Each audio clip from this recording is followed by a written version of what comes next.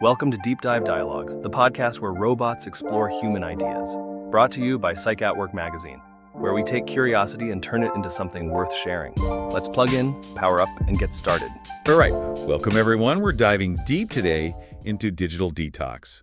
Ever feel like, just overwhelmed by all the notifications, emails, the constant scrolling? It's a common feeling these days. It really is.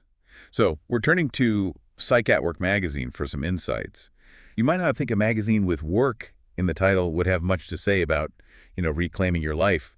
But trust me, this one's got some depth. Yeah, it's impressive, actually. They cover digital detox from all sorts of angles. Exactly. Solo living, families, even romantic getaways, and how seniors navigate the digital world. It's great how they tailor the advice to specific situations, because there's no one-size-fits-all, right? What works for a student is going to be different for a couple or someone dealing with burnout. Absolutely. Which brings us to the first article in this series, Understanding Burnout and the Impact of Digital Overload. Makes sense to start there. Yeah, for sure. So this article basically defines burnout as that state of, emotional, physical, mental exhaustion caused by prolonged stress. And they make a strong case for constant connectivity as a major contributor. It's like we're always on, right? Bombarded with information, notifications, this pressure to be available all the time. Right. And it's exhausting for our brains. No wonder we feel fried. It's like even when we're not actively using our devices, we're still tethered to them. That need to be constantly available takes a real toll. It does. And the article talks about how it creates this vicious cycle. The blue light from our devices messes with our sleep. Leading to even more exhaustion. More stress. Yeah. And then what do we do when we're stressed? We reach for our devices. It's almost like an addiction. Right. But the article is careful to say it's not about demonizing technology. Exactly. It's about finding a healthier relationship with it. Knowing when it's serving us, when it's starting to control us. They use this great analogy of technology as a tool, like a hammer. Oh, I like that. You can build something beautiful with a hammer, or you can use it to hurt someone. It depends on how you use it. And the same goes for our phones, laptops, all that. Exactly. We have the power to choose how we use them, what role they play in our lives. So it's about reclaiming our agency, becoming more conscious users. Exactly. All right. So now that we understand, the potential pitfalls of digital overload and how it contributes to burnout, what are some solutions? Well, this PsychWork series is great because they offer a whole range of strategies, from daily habits to more structured detox plans. And they get it, right? They understand that what works for one person might not work for another. That's key. They tailor their advice based on life stages, situations. Yeah. Like this one article, The Solo Dweller's Guide to Digital Detox. That seems counterintuitive, doesn't it? You'd think people living alone would be more prone to digital distractions. Right, filling the silence with connection. But the article actually suggests that relying on technology for connection all the time can actually make solo dwellers feel more isolated. So they might have tons of digital friends, but they're missing those real-life interactions. Exactly, the kind that really nourish you. So how do they recommend people living alone create a healthier relationship with technology? Well, they suggest finding offline activities that spark joy and connection. Joining a book club, taking a cooking class, volunteering. I love those ideas. It's about replacing that passive scrolling with active engagement in the real world. Exactly. And speaking of real-life connections, the next article is all about families. Family-friendly digital detox. How do we navigate the constant battle against screens? It's everywhere. It's a challenge for sure. Every family dinner feels like a competition for attention. Real life versus the smartphone. Oh, tell me about it. But this article has some surprisingly effective solutions. They suggest creating what they call a family media agreement. Oh, that's interesting. Yeah, where everyone sits down together and decides, okay, what are the screen time limits?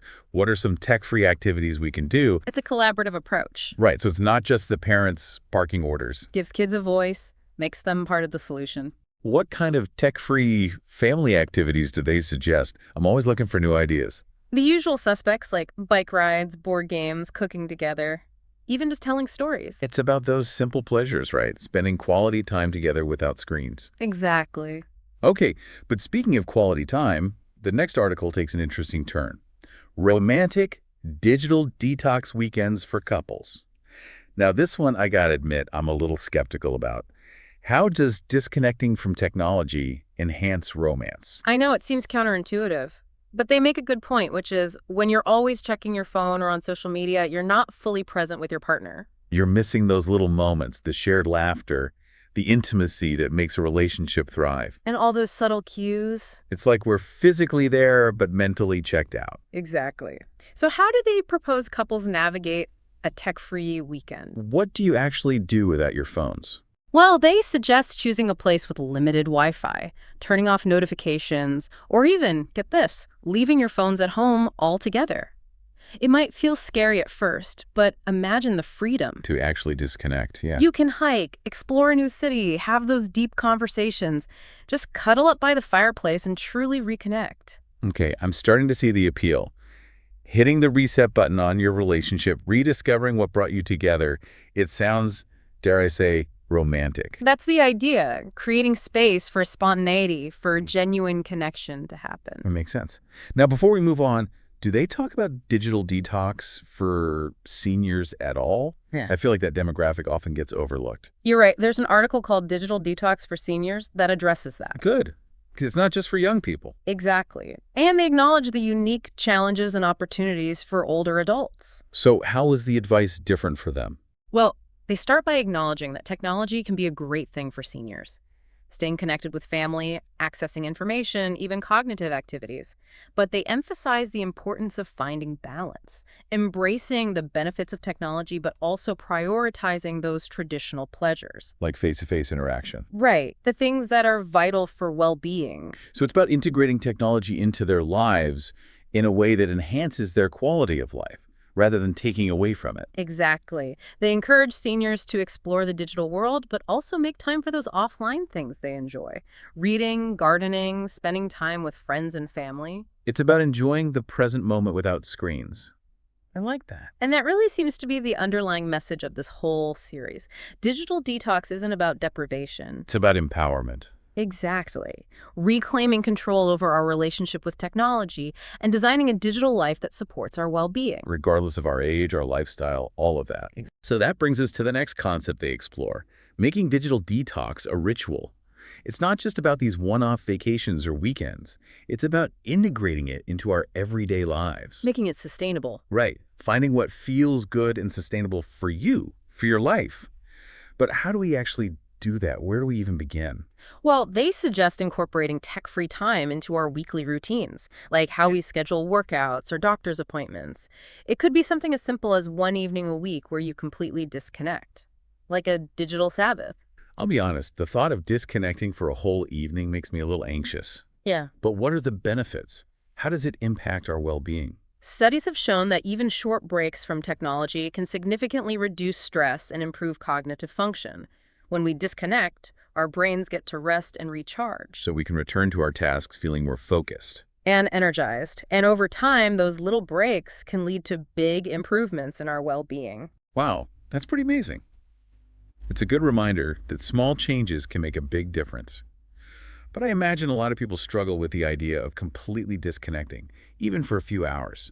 It feels almost impossible these days. It's definitely a challenge. The article offers some tips to make it easier, like creating a digital sunset ritual. Oh, like the sun setting. Exactly. You gradually wind down your tech use in the evening, dim the lights, turn off notifications, engage in calming activities, like reading, taking a bath, spending time with loved ones. I love that, creating a sense of peace and tranquility before bed. It helps your mind unwind and prepare for sleep. And the article points out that a tech-free bedtime routine can really improve your sleep quality. That blue light from our devices suppresses melatonin production. Making it harder to fall asleep and stay asleep. Right. But when we disconnect in the evening, our bodies can naturally produce melatonin, leading to deeper, more restful sleep. That makes sense. I know I've definitely felt that restlessness after scrolling through social media right before bed. It's so common. The article even suggests creating a screen-free zone in the bedroom. Making it a sanctuary for rest and relaxation, not for digital distractions. I like that imagery. So we've talked about regular digital detox rituals and their benefits for our well-being. But what about those specific situations we were talking about earlier, the ones that feel particularly challenging when it comes to managing our technology use? You mean like students dealing with digital distractions while trying to learn, and professionals struggling to find balance in a culture that's always connected. Exactly. Let's dive into those next. Yeah, those are two areas where it can feel really tough, but also, where the benefits can be huge. Let's start with students. Digital detox for students really stuck with me because they acknowledged that learning these days is so intertwined with technology. It's true. Online classes, research, even socializing, it's all digital. But they're not suggesting, throwing out our laptops and going back to the Stone Age. No, not at all. They focus on helping students reclaim control over their digital environment. So technology becomes a tool for learning instead of a distraction. I like that. One of their first suggestions is creating a dedicated study space that's completely tech-free. So no phones, no laptops, just peace and quiet. Exactly, a sanctuary where the only thing competing for your attention is the material you're trying to learn. They also emphasize turning off all notifications during study sessions. Oh, it's huge.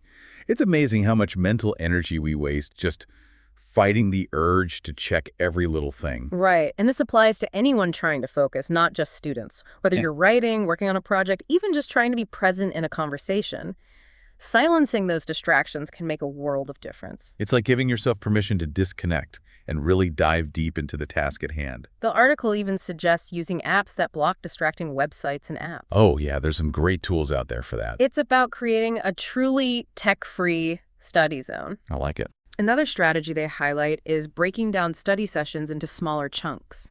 Instead of cramming for hours, they recommend studying for shorter intervals with breaks in between.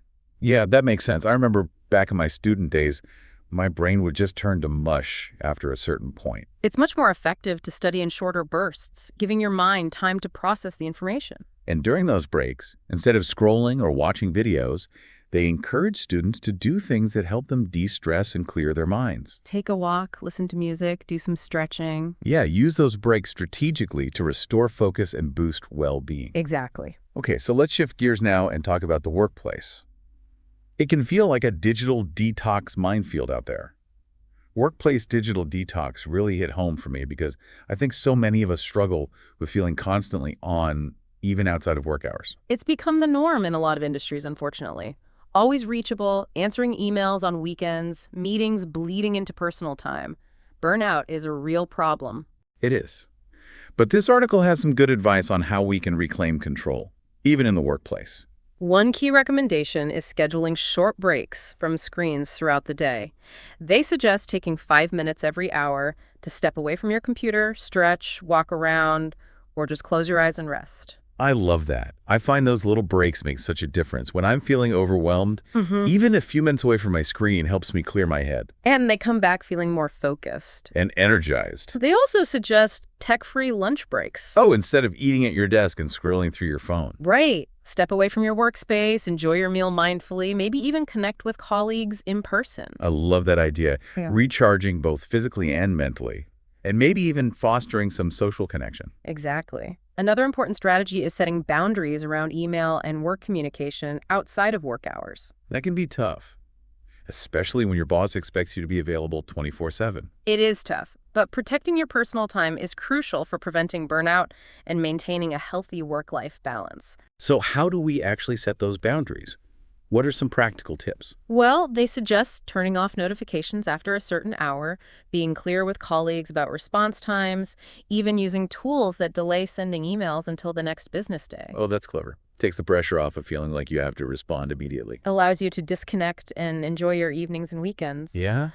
They also encourage companies to create a culture that supports digital well-being. So it's not just on the individual, it's about the whole work environment. Exactly. They suggest things like training on digital detox strategies, setting clear expectations around after-hours communication, promoting work-life balance initiatives. That's so important. Feeling empowered to take breaks, disconnect when needed, prioritize well-being without fear of, getting in trouble. Right, and ultimately that benefits both the employees and the company. When people are less stressed and more balanced, they're more productive and engaged. More creative. It's a win-win. Okay, before we wrap up this part of our discussion, I want to go back to something that intrigued me earlier. Tech-free vacations. Completely unplugging while traveling, it can feel daunting, even impossible these days. But the article makes a strong case for the transformative power of a tech-free getaway. It's about rediscovering the true essence of travel. Instead of being glued to our phones, documenting every moment for social media, a tech-free vacation allows us to really be present.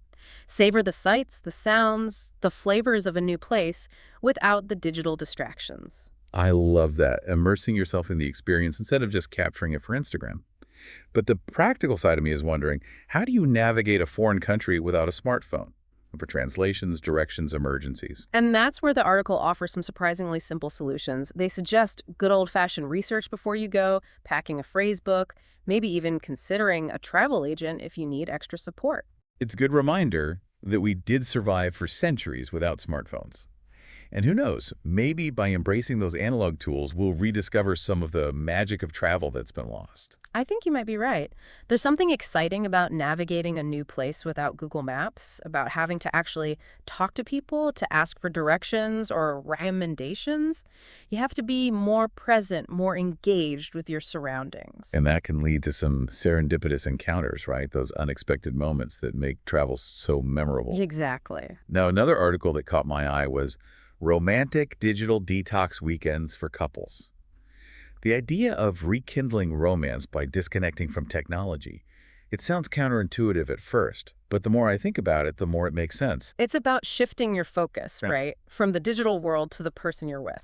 When we're constantly on our phones, it sends the message that whatever's on that screen is more important than the person right in front of us. Yeah, and that can be really hurtful even if we don't realize we're doing it. So by disconnecting, we create space for deeper conversations, shared experiences, genuine intimacy.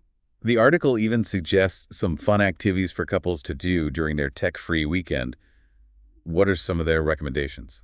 They suggest things like going for a hike, having a picnic under the stars, taking a cooking class together, cuddling up by the fireplace with a good book. Things that encourage connection and conversation, not distraction. I love those ideas. Mm-hmm. It's about slowing down, savoring the moment, and focusing on what truly matters, each other. And the article emphasizes that it's not about being rigid or trying to force anything. It's about creating that space for spontaneity and connection. Exactly, to unfold naturally without the interruptions. Being present, playful, rediscovering the joy of simply being together. And speaking of families and relationships, one article that I found really helpful was Family-Friendly Digital Detox. They get that it's a challenge to manage screen time these days. Especially for parents. Yeah. It's hard enough to manage your own screen time, let alone your kids. It is a balancing act, for sure. But the article emphasizes that it's not about banning technology completely. It's about those healthy boundaries again. Right. A balanced approach that works for everyone. What kind of strategies do they suggest? They recommend things like tech-free zones in the house, like the dining room or bedrooms, setting limits on screen time, and engaging in family activities that don't involve devices. Like what? I'm always looking for ideas. They suggest things like going for a bike ride, having a game night, cooking dinner together, even just sitting around and telling stories. The key is to find activities that everyone enjoys and that encourage interaction, creativity, that connection. Exactly. And they also highlight how important it is to model those healthy digital habits for your kids. That's so true. Kids pick up on everything. If they see us constantly on our phones, they're going to think that's normal. It's not just about telling them to put down their devices. It's about showing them how to live a balanced life, both online and offline. Now, one article that really stood out to me was Digital Detox for Seniors. It's important to remember that this isn't just for young people. Absolutely. Digital detox is relevant for everyone, no matter their age. And this article does a great job highlighting the unique challenges and opportunities for older adults. It acknowledges that technology can be incredibly beneficial for seniors. For staying connected, getting information, even for cognitive activities. But it also stresses the importance of balance, not letting technology overshadow those other things that are important for their well-being. So finding that sweet spot where technology enhances their lives without taking over. Exactly. Integrating it in a way that supports their overall well-being and doesn't make them feel isolated or overwhelmed. What are some examples of how seniors can create that balance? Well, they might use video chat to stay connected with family who live far away, but they also make time for in-person visits with friends, Or maybe they use a tablet for brain training games, but they also set aside time each day for reading or doing a crossword puzzle. It's about being intentional with their technology use, making sure it doesn't crowd out those other activities that bring them joy and connection. And I think that's a key takeaway from this whole series, really. Digital detox isn't about hating on technology. It's about recognizing its power, but also being mindful of its limits. It's about using technology in a way that serves us, rather than the other way around. It's about reclaiming our time, our attention, our well-being in this digital age. And remembering that we have the power to create the kind of digital life we want, one that supports our values, our goals, our happiness. Now, before we move on to the final part of our deep dive, I want to pause for a moment and reflect on what we've explored so far. We've looked at digital detox from all angles, how it applies to different life stages, different situations. We've talked about a whole range of strategies, from creating tech-free zones and setting limits, to taking regular breaks and even planning tech-free vacations. What stands out to you as the most important takeaway from this series? I think the core message is that digital detox is about empowerment. It's about taking back control over our relationship with technology and creating a digital life that actually supports our well-being, our relationships, our sense of fulfillment. Beautifully said. It's about recognizing that we have choices. We have the power to shape our digital experiences. Exactly. Now, in the final part of our deep dive, we're going to explore a resource mentioned in the PsychAtWork series that can help you take these insights and turn them into action. You know, as we've been talking about all this, it's really striking me how it's all connected. Digital detox, I mean, it's not just about, like, less screen time. It's bigger than that. It is, yeah. It's about, like, reclaiming our attention, Yeah. our focus, our ability to just be present. Be in the moment. Right. And that impacts everything, right? Our relationships, our work, even our sense of self. It's a shift in mindset, really, from being reactive to being intentional.